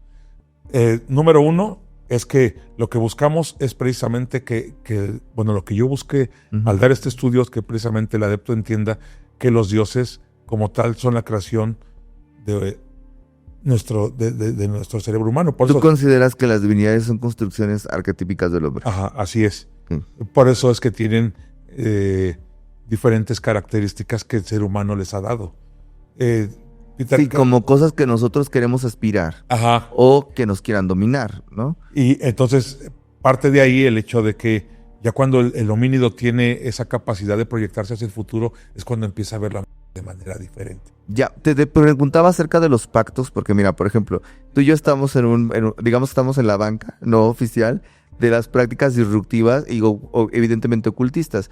Sin embargo, por ejemplo, si estuviéramos sentados ambos frente a un sacerdote o alguno de nuestros hermanos que hacen otro tipo de podcast, que tienen esta tendencia siempre que nos acercamos a esto a decirnos las casas embrujadas, las entidades demoníacas, las posesiones demoníacas, las infestaciones demoníacas, desde una perspectiva inclusive cultural de que pues es el mal quien viene a destruirnos.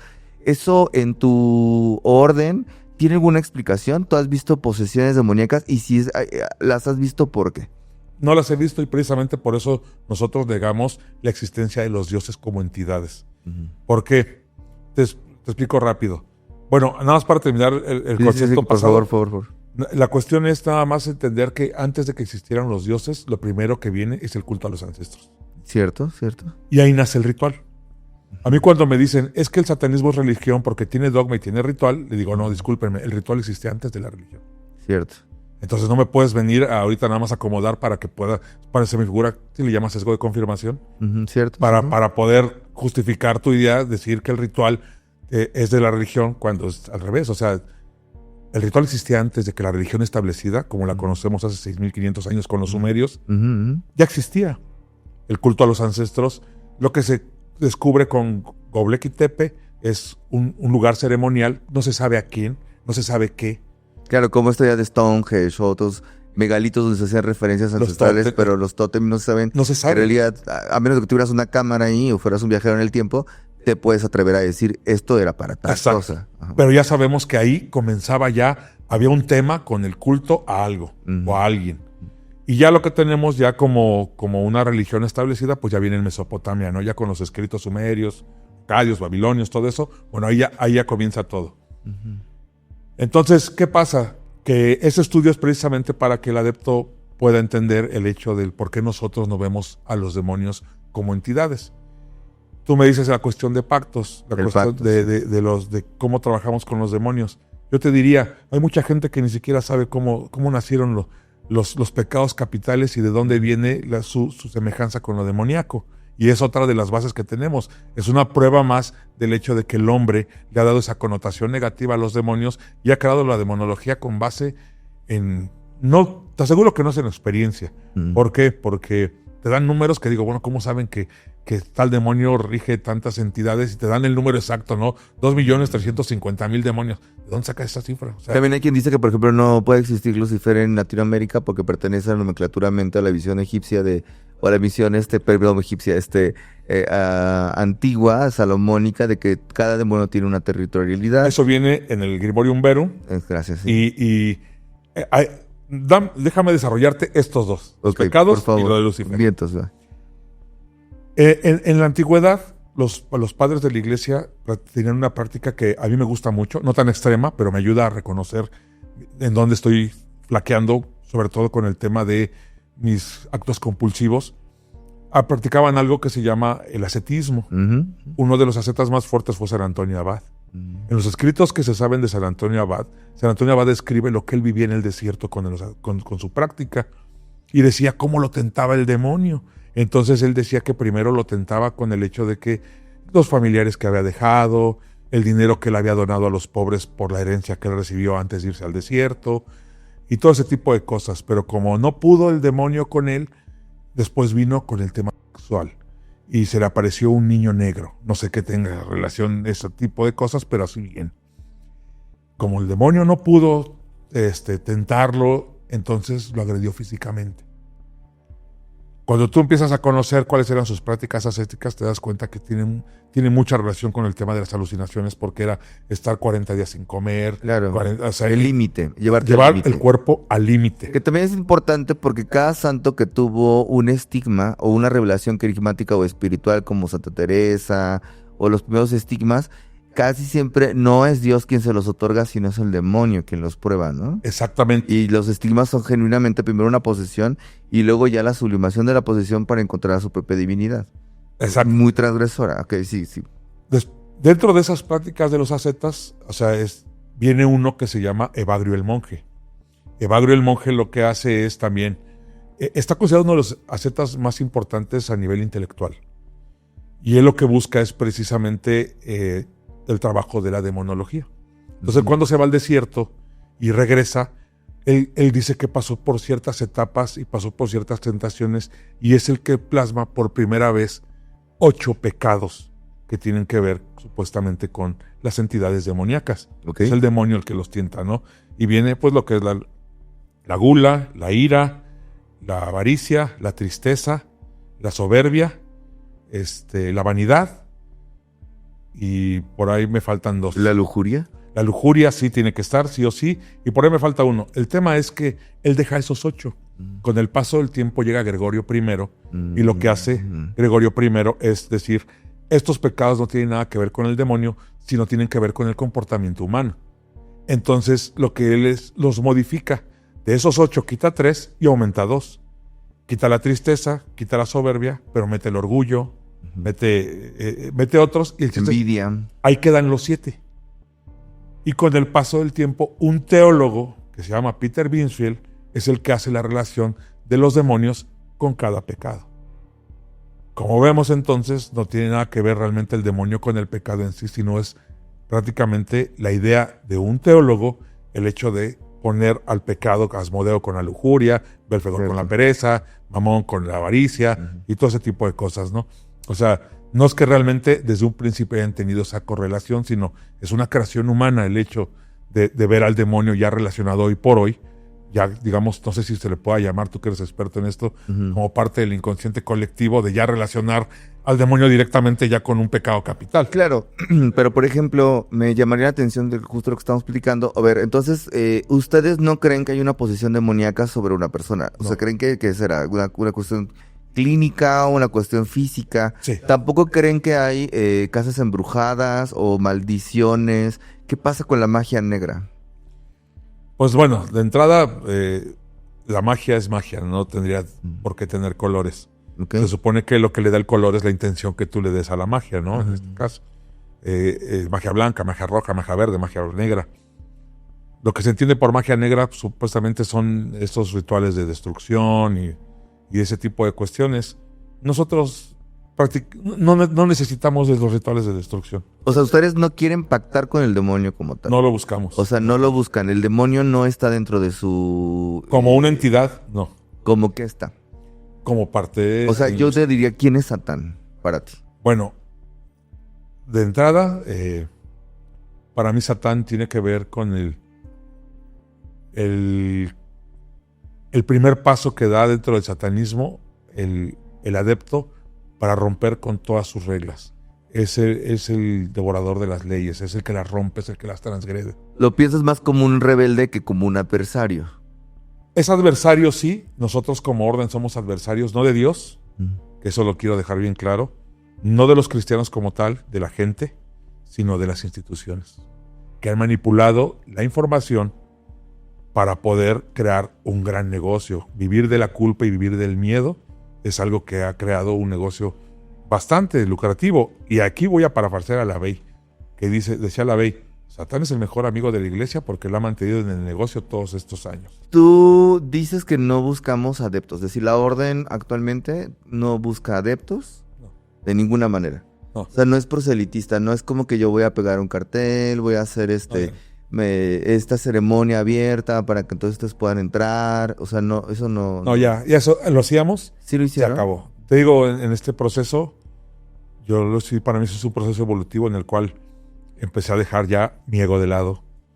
Esta cuestión de buscar el famoso registro para que se me reconociera como una entidad religiosa en México, de entrada es muy difícil porque, bueno, lo que se sabe o lo que en algún momento se supo cuando nosotros quisimos meterla, cuando yo todavía pensaba que el satanismo es una religión, es el tema de que quien tenía cierta influencia dentro de gobernación para dar esta clase de permisos pertenecía a la arquidiócesis.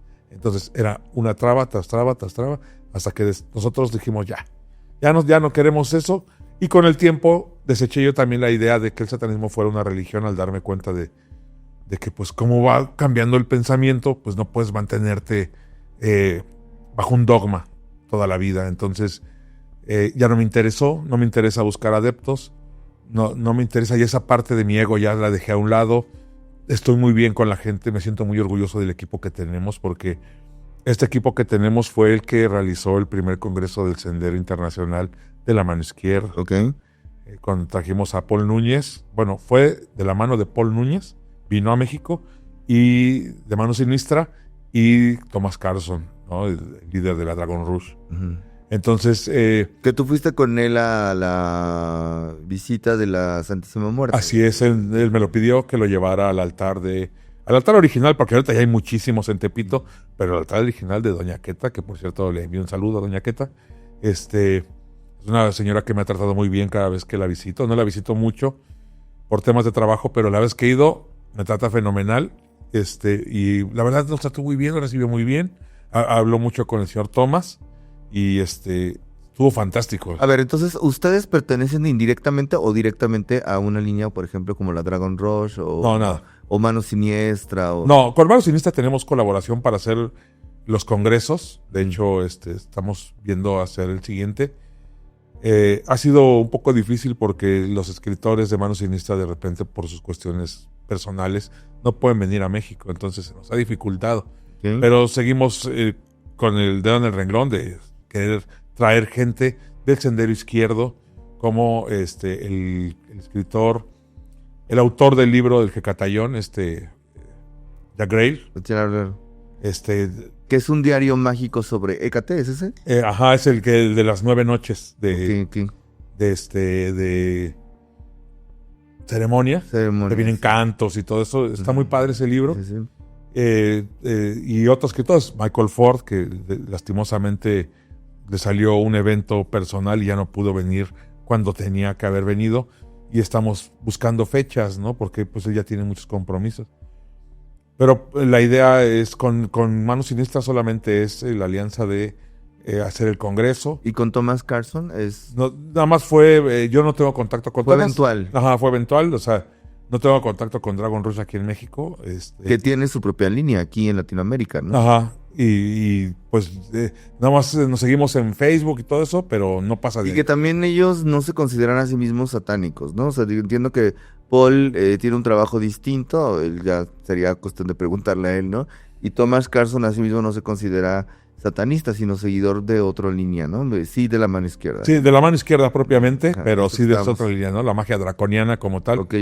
Pero vista desde el sendero izquierdo, ¿no? O sea, trabajar con Esquifot y toda esa cuestión. Pero, pues finalmente es parte de, y eso es algo que hay que recalcar un poquito, el satanismo no necesariamente, no precisamente es la mano izquierda, es una rama del sendero de la mano izquierda, como puede haber lo draconiano y todo eso. Pero lo tifónico, los túneles de Set, otras prácticas, ¿no? Sí, lo tifoniano a mí me atrae mucho. Tristemente, bueno, la editorial Mano Sinistra tiene 2 libros, pero son 9, y esos 9 es difícil conseguirlos, sobre todo en español, ¿no? Porque entiendo que mucha gente pues no sabe inglés y no está en español, y ese es el gran trabajo que ha tenido Mano Sinistra, ¿no? De traducir los libros y traerlos al habla hispana. Ok, oye, bueno, retomando una idea de esto del proselitismo, tú dices que a ti te ha funcionado muchísimo el psicoanálisis, te gusta el psicoanálisis, le dices a las personas, bueno, si ustedes se van a aproximar a la magia, específicamente a nuestra orden, por favor, acérquense a un psiquiatra, tomen terapia, no desde un lugar, ¿cómo podríamos decirlo?, de no queremos problemas extras, aunque, bueno, la verdad es que la mayoría de los que tomamos espiritualidad sí deberíamos de tomar ese tipo de terapias antes de entrarle a ciertas cosas.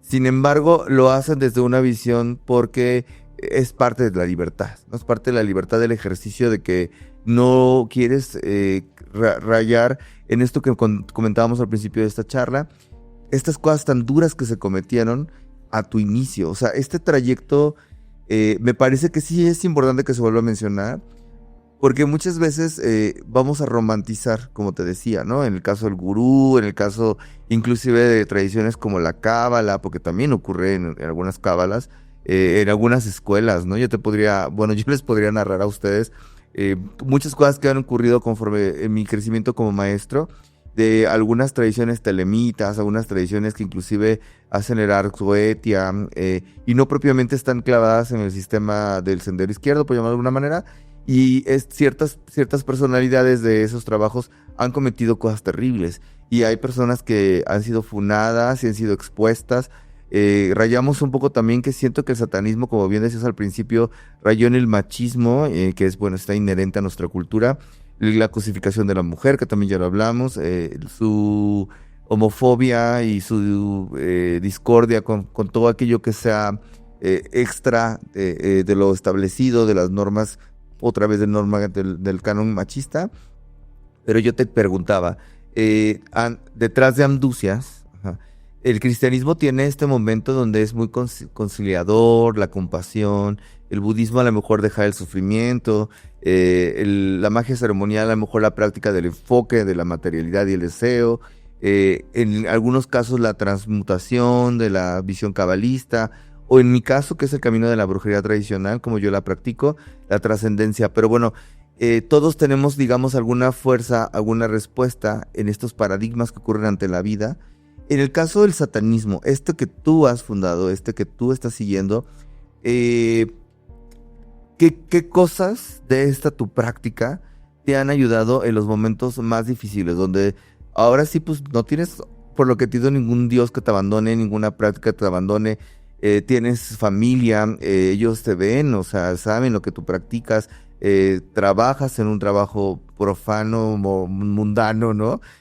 Bueno, ¿qué has sacado o qué pilar has tomado de esta tu práctica en estos momentos donde no hay nada más que la espiritualidad como camino para poder avanzar?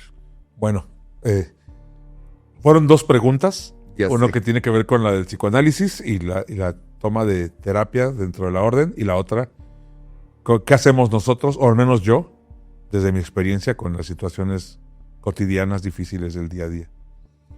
Dentro de la orden, lo que yo recomiendo es precisamente que se tome terapia, específicamente el psicoanálisis, porque el psicoanálisis va a la raíz del comportamiento humano.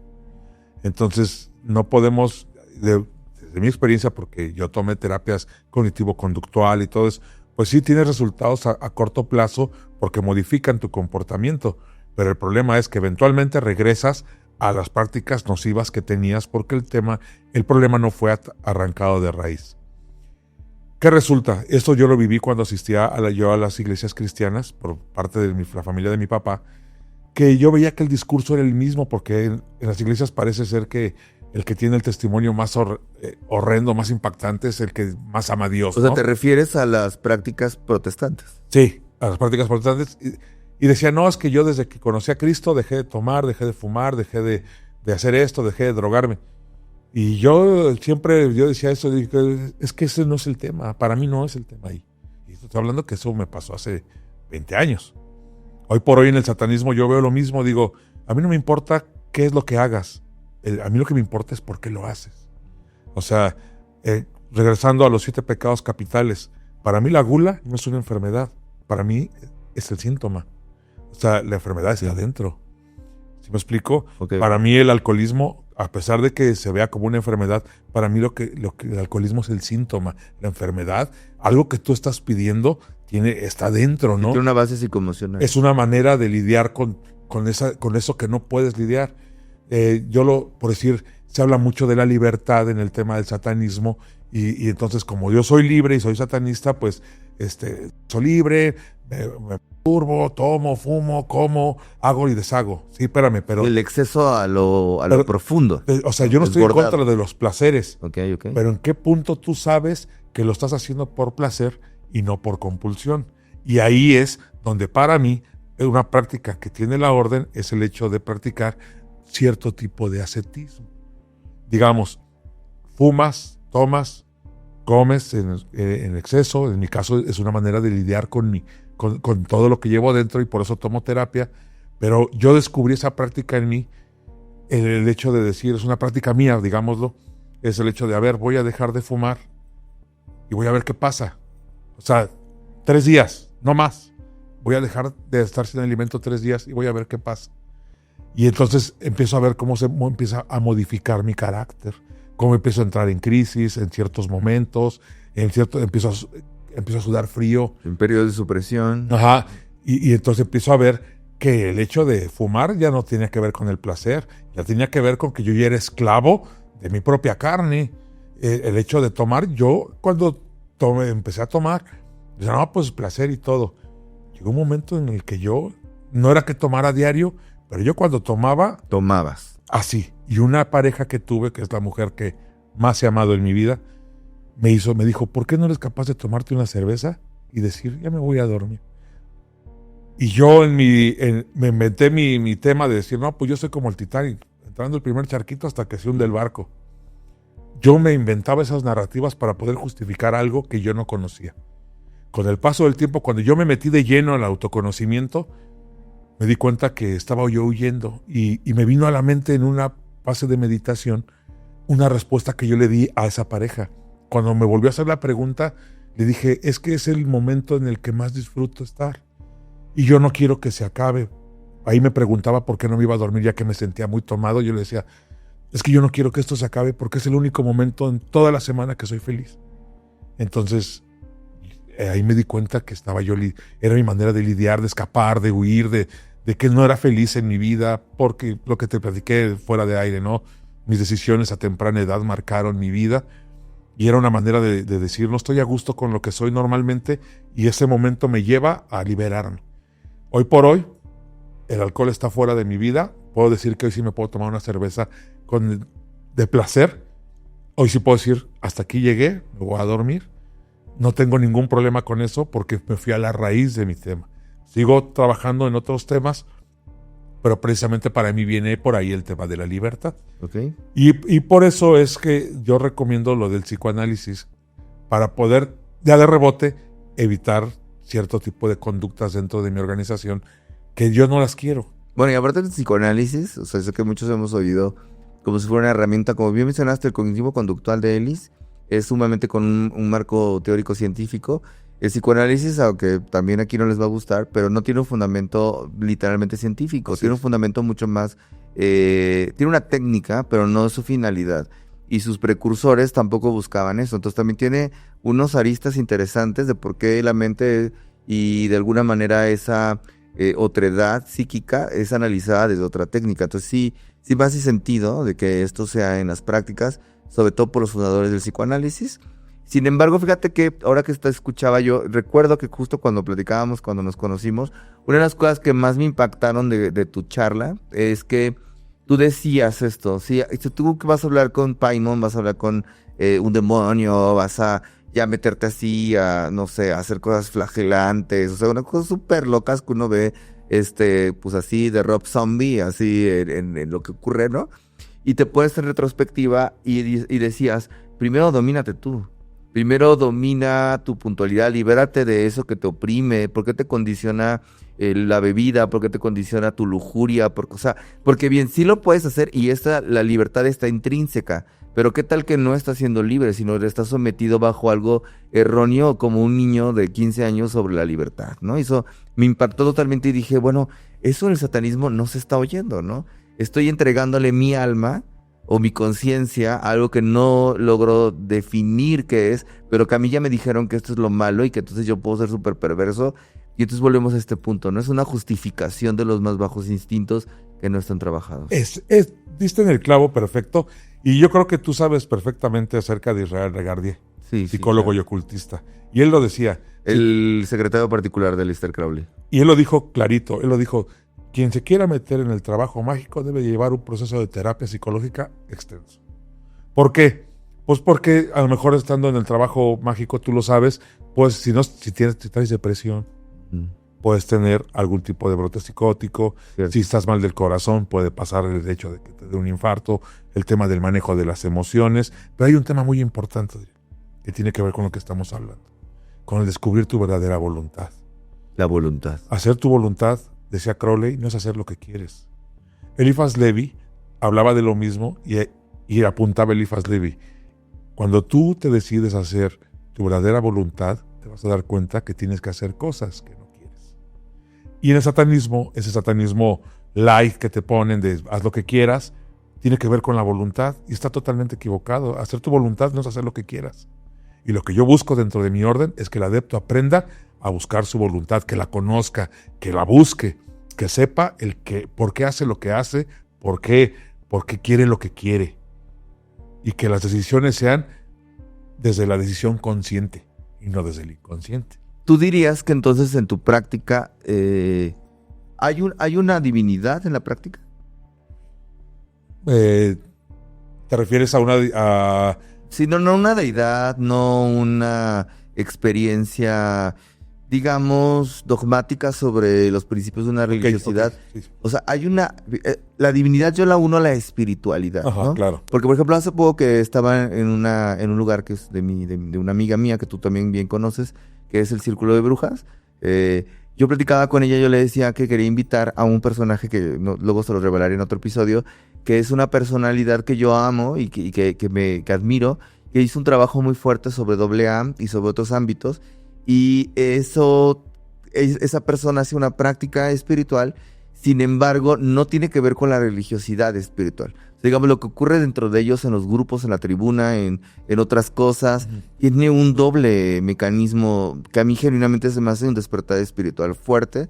Y entonces te lo pregunto desde ahí, o sea, en tu práctica, ¿dónde queda la espiritualidad? ¿Sí hay espiritualidad? ¿No hay espiritualidad? Tendríamos que definir primero espiritualidad. Normalmente, yo como defino espiritualidad, para mí tiene que ver en el cómo me desarrollo yo conmigo mismo de entrada, o sea, conociéndome a mí mismo y partiendo de ahí a cómo me desenvuelvo en mi entorno, en mi relación contigo, con mis hijos, con mi pareja, con mi madre, con mi padre, para mí, con la naturaleza, con todo eso, para mí eso es ser espiritual. Como yo no creo en deidades y mucho menos llevar la espiritualidad hacia ese punto, para mí tiene que ver más que con la espiritualidad, con la religiosidad. Okay. Pero para mí el ser espiritual tiene que ver con el tema de quién soy yo y parto de ahí. El principio de correspondencia de cómo es arriba es abajo y cómo es adentro es afuera. Parto de mí hacia adentro, de mi trabajo, y de ahí hacia el exterior para poder relacionarme de una manera sana con todo este aspecto, la naturaleza, mis semejantes, mis hijos, mi pareja, poder ofrecer lo mejor de mí a todo ese entorno, pero partiendo de mi cambio interior. Para mí es lo fundamental. La divinidad, nosotros como organización, al no ser teístas ni ateístas, ¿qué sucede? Bueno, nosotros entendemos que el ser humano no está capacitado para comprender lo que es Dios. Dios es incognoscible para el ser humano. En ese sentido, no es capaz de comprender lo que es. Ha intentado acercarse por medio de darle cierto tipo de características humanas. A eso se le llama teología positiva. El hecho de decir Dios es amor, es compasión, es esto, es lo otro. Estás dando tus características a Dios. Y yo me identifico más con lo que es la teología negativa. La teología negativa lo que te dice, Dios es todo aquello que no es. ¿Por qué? Porque darle mis características a Dios es el hecho de limitarlo. Se supone que Dios es Dios, no tiene límites. Entonces, como tal, el poder superior es inconocible para el ser humano. Yo no puedo decir Dios no existe cuando conocemos solamente el 5% del universo. O sea, y todo el 95% no sabemos qué hay, no tendría yo la capacidad. Siento yo que sería irresponsable de mi parte decir Dios no existe. Afirmarlo, no porque es incognoscible. Por eso te digo que nuestro punto es hacia las instituciones religiosas. ¿Por qué? Porque ellos han creado la imagen del demiurgo como tal, ¿no? Entonces, mi posición es hacia ellos. Ahora, partiendo del principio de correspondencia, como es arriba, es abajo, como es adentro, es afuera, si en realidad hay un poder superior, por lógica tiene que haber divinidad dentro de ti. Y entonces, en la búsqueda de esa divinidad es sumergirse hacia adentro. La cuestión es que tiene que ver con el psicoanálisis. Irte al inconsciente, pues es completamente difícil. Bien. Dime. Porque al final, ahí está todo lo que no quieres ver. O sea, está todo lo reprimido. Es esa papelera de la computadora que está suprimiendo todas aquellas conductas que probablemente son autodestructivas y sobre todo no preservativas, ¿no? Entonces, por ejemplo, aquí, para ir cerrando un poco el episodio del día de hoy, ok, entonces esto que empezamos a platicar al principio, que fue tan grave, tan duro, que fue un estigma inclusive para las órdenes satánicas en México, no solamente la tuya, sino seguramente si alguien de pronto empieza a investigar y está oyendo este episodio y llega la noticia de esta chica, llega a estos crímenes que se cometieron, llegan a estas cosas tan fuertes que son, y luego de pronto se polariza con un screen de TikTok que dice, bueno, pero aquí está esta iglesia satánica, pero aquí está ese otro rito, entonces ya está mucho más fresa, ¿no? Ya está mucho más relajado el tema, pero no es así. Tú, desde esta postura, con todos estos años, con esa trayectoria, conociendo hasta maestros, de una manera mucho más, ¿cómo llamarla?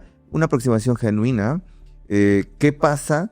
¿Qué le dirías a todas esas personas que están buscando el satanismo allá afuera, donde sí hay una nomenclatura y unas ramificaciones, inclusive hasta fantasiosas, de lo que no es el satanismo? Mira, es muy complicado. Es un tema de que tienes que partir primero qué es lo que quieres, porque estamos viendo, y lo voy a decir con todas sus letras, el famoso angelito negro, que yo lo digo aquí, es totalmente diferente a lo que nosotros practicamos, porque eso es una creación que no tiene ningún contexto histórico ni filosófico, es una creación de un personaje que se hace llamar católico, babalao y brujo negro, cosa que al menos para mí es totalmente fuera de lo normal. Y lo que buscan es gente que sea muy dependiente de las deidades. Entonces van, se persignan delante del angelito negro, dejan sus ofrendas, van y les piden. No hay un trabajo interno, no hay un trabajo de conocer a tus propios demonios, no hay un trabajo ritual. Tú lo ves y es totalmente lo que es el Día de la Candelaria, el Santo Niño de Atocha, pero convertido en negro. Entonces, ¿qué quieres tú? Realmente lo que buscas es seguir manteniendo esa costumbre de, bueno, yo le cedo a un ser diferente a mí y la capacidad de poder concederme trabajo, mujeres, salud, o tiene que ver con mi trabajo interno. Si es así, adentrarte en el sendero izquierdo, tristemente no hay maestros y esa es parte del sendero izquierdo. No tienes guías, tú eres tú. Y entonces es un trabajo de práctica y error. Te lleva años. Entregar un resultado dentro del sendero izquierdo es bien complicado porque te tardas muchísimo. Y bueno, yo lo que sugeriría es, pues, recurran a la literatura. Acérquense a gente que ustedes consideren que pueden aprender algo. Pero hay un tema ahí. Mucha gente dentro del sendero izquierdo vende pactos o vende trabajos de magia y todo. Yo estoy en contra de eso porque el sendero izquierdo se supone que crea dioses. Eres tu propio Dios. ¿Cómo es que quitas la dependencia de Dios pero te hace dependiente del que vende magia? Y la otra es, ¿quieres conocer a un mago? Y yo creo que eso tú lo sabes perfecto, Adriel. O sea, más allá de lo que el mago me pueda decir a mí que hace o no hace, yo veo sus resultados. Cómo vive. O sea, desde el momento en que tomas la mano, sientes poder. De magia todos podemos hablar porque está en los libros. Pero para mí el fin de un mago es que la magia hable por él. Y ahí yo no he conocido todavía, en el sendero izquierdo, un mago, de los que yo he conocido, que yo sienta poder y que diga, aquí está, hay algo. No, todo es guau, bla, bla, bla, bla, pero no hay poder. Y en ese sentido es difícil porque pues el conocimiento está, ¿no? Se leen 20,000 libros, esa parte del conocimiento exterior está padre, pero ¿y el resultado? ¿Y dónde está donde tú reflejas tu poder? ¿Cómo vives? ¿Cómo te desarrollas? ¿Cómo tratas a la gente? O sea, ¿dónde está el poder que realmente dices tener? ¿No? Tu solvencia económica. La congruencia con el camino.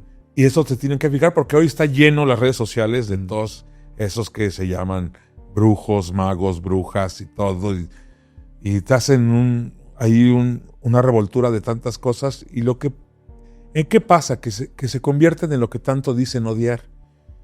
Se aprovechan de la necesidad de la gente que busca en su desesperación, de que su hijo está enfermo, de que ese tipo de cosas, de trabajo, de que hay desempleo, y buscan soluciones rápidas porque así nos enseñaron. Sí, buscar el camino espiritual en la necesidad. Exacto, y abusar de eso, oye, no se vale. En ese sentido, yo por eso, yo no quiero vivir del satanismo porque me puedo corromper. Entonces yo mantengo mi trabajo y esto lo hago por amor a mi filosofía. Yo no critico a la gente que vive del satanismo, pero que es su negocio. Pero siento que cuando ya lo ves como negocio, empieza a perder esa esencia, ¿no? Esa es desde mi perspectiva.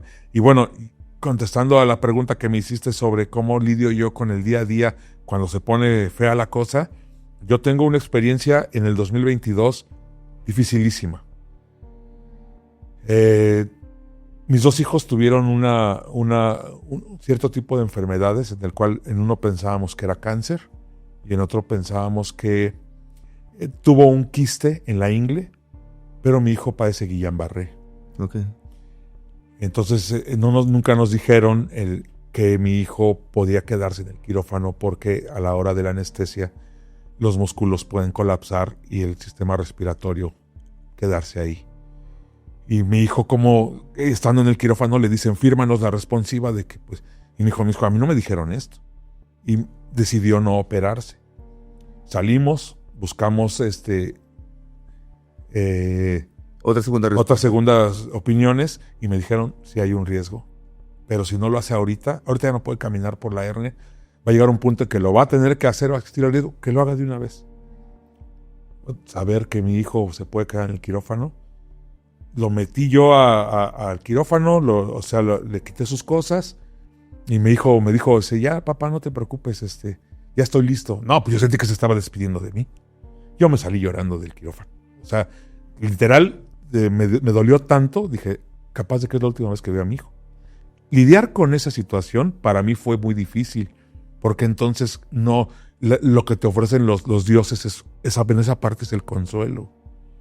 Y yo no lo tuve. Entonces lo que hizo fue resignificar la muerte, profundizar en ese tema y decir, bueno, si mis hijos, en el caso del otro que había un tema del cáncer y todo eso en el páncreas, ya dije, no, pues si sale que es positivo, ya difícilmente mi hijo la va a liberar también, ¿no? Y pues los dos fueron al mismo tiempo, o sea, de un mes a otro. Y resulta que yo dije, si se me van los dos, o sea, ¿qué pasa conmigo? Y fueron noches de llorar solo y de sumergirme en qué pasa, por qué estoy viendo esto mal. Y todo esto sin Dios. Sin Dios. Y yo dije, ¿por qué veo esto? ¿Por qué se me está acabando el mundo? ¿Por qué siento que sin mis hijos no podría yo vivir? ¿Por qué siento que me estoy volviendo loco? Y a lo que me llevó es a sumergirme y darle un significado diferente a la muerte. Entendí, dije, entonces el ser humano es energía, somos energía como tal. Y lo que hasta hoy conocemos en física es que la energía ni se crea ni se destruye, solo se transforma. Entonces mis hijos van a emprender un viaje. Si ya es hora de que mis hijos tengan que emprender ese viaje, pues me voy a quedar con esa idea de que mis hijos van hacia otro plano y en algún momento me va a tocar a mí. Entiendo también, hasta lo que yo sé hoy por hoy, que no tenemos la capacidad de ver a nuestros seres queridos o de reencarnar. Si hemos reencarnado ahorita, me queda claro que si tuve hijos, no sé ni quiénes fueron. O sea, no tenemos acceso a esa información.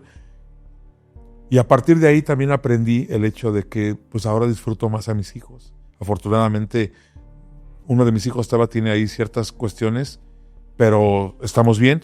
El otro salió bien de la operación y todo. Acaban de operar a mi otro hijo también en diciembre. Vamos bien. Pero me hizo resignificar la muerte, me hizo ver la muerte de manera distinta, me hizo quitar ese apego que yo tenía hacia mis hijos, porque llevo 15 años de padre soltero y con mis hijos era para todos lados. Para todos lados, vamos para todos. Estuvieron en cierto nivel en fútbol profesional. Mis hijos, que voy a verte jugar a ti, porque en algún momento estuvieron en equipos diferentes y era ir con uno y con otro, luego salían de viaje con sus equipos y pues me quedaba yo, pero siempre íbamos a todos lados juntos y de repente, ¡pum!, sientes que todo se acaba y como tú dices, y sin Dios. Pero aprendí con tu filosofía. Ajá, con mi filosofía, eso sí, me abracé a eso. Y la otra parte es algo bien importante del satanismo, es vivir el aquí y el ahora. Y esa parte la entendí hasta que dije, tal vez me faltaron momentos más con mis hijos y ya no los voy a tener. A partir de ahí es una cuestión de yo disfrutar cada momento de estar con mis hijos, ¿no? Uno ya se casó, el otro vive conmigo, pero está haciendo su vida y los poquitos tiempos que tenemos no sabes cómo los disfruto, los veo de manera diferente, porque hubo un punto en el que pensé que todo esto se iba a acabar. Es muy duro, sí, porque esa parte del consuelo es una ventaja que tiene el sendero derecho de nosotros, pero también es cierto que en su momento puede ser una debilidad porque no tienes ese consuelo, pero a la larga sales bien fortalecido, sales diferente, ves la vida de manera diferente, tienes otra perspectiva de la muerte. A mí me hizo ver la muerte de manera diferente. Dije, ¿cómo es posible que me hayan enseñado a mí que la muerte es mala cuando solamente es el paso hacia otro lado, ¿no? O sea, no sé a dónde, estoy consciente que no es un cielo, no es un infierno, pero vas hacia otro punto, ¿a dónde? No sabemos. Y finalmente, ¿qué pasa? Que hoy estoy tranquilo con eso. Siento que en ese punto, aunque sea un pasito, evolucioné en ese sentido. Y creo que evolución es evolución. Pero es difícil. El sendero izquierdo y el satanismo no es para todos. Lo han querido vender así, como un sistema exotérico en el cual vengan todos. No. Porque cuando le entras de lleno a la práctica satanista, ahí se caen. Ahí se caen. Pues te agradezco mucho que hayas estado en este espacio compartiéndonos, abriéndonos tu corazón, abriendo las historias dramáticas también un poco a lo largo de la historia, porque finalmente esta es la parte que siempre se revela en otros podcasts, que hayas escogido este espacio para que pudiéramos charlar, pero sobre todo vamos a estar muy al pendiente de lo que realice tu organización y también tu podcast que se llama La Voz del Sigilo. Para que entonces en ese largo camino, en esa gran vicisitud que has vivido, podamos encontrar que también detrás de Satán está la luz del conocimiento y de la mañana. Muchas gracias por estar aquí. No, al contrario, yo siempre estaré agradecido. No es que yo me la dé de rockstar, ni mucho menos, pero realmente yo no asisto a entrevistas ni nada por el estilo, porque siento que se maneja desde el morbo y no desde la parte de conocer realmente. Y yo vine contigo porque te lo dije cuando abrimos el programa, eres una persona que admiro, es una persona de la cual siento que puedo aprender muchísimo y que aparte me identifico mucho con tu personalidad de ser, de cuestionar, de ir al frente y sobre todo de aprender. En ese sentido, yo estoy aquí por eso. O sea, yo no voy a ningún lado porque no me gusta la manera en cómo se está manejando hoy por hoy todo eso y que se busca publicidad. No la necesito. Mi ego ya se fue de en ese sentido yo ya no me interesa. Estoy aquí por ti, por el gusto de compartir contigo. Y te agradezco de verdad que a pesar de que ese día no mostré mi mejor carta por el nervio que yo tenía, hayas confiado y me hayas invitado. Por supuesto, este será tu espacio. Nos vemos en el siguiente episodio para develar la luz del ocultismo y muchas veces el corazón de quien está detrás de él.